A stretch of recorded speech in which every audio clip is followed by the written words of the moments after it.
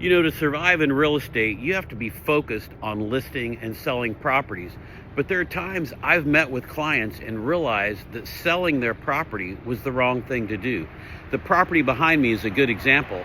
It's a commercial property, and a client of mine was closing up her business and was going to work in another job until she was ready for retirement. But I gathered from the conversation she had not saved enough money for retirement. And this is a commercial income producing property. It had a lot of potential.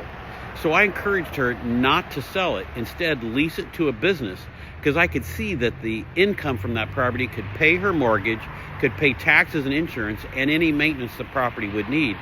And during that time, she could build her investment and have more money for retirement. And that's what we did. And eventually, I did sell the property for her many years later, when it was a better financial time for her to sell. And about 10 years ago, the couple that owns the house behind me called and asked me to list this house for sale.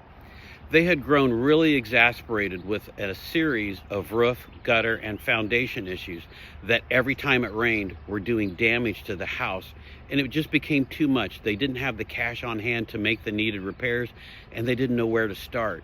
But I could see how sad it would be if they sold this home and moved back into an apartment. They'd gone so far in home ownership.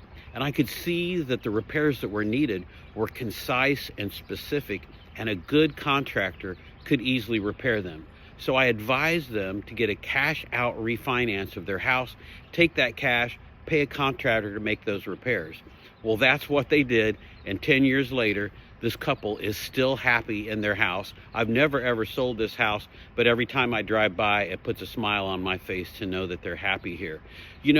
When you're a realtor, yes, it's important that you list and sell houses, but it's got to be about the client, and not about yourself.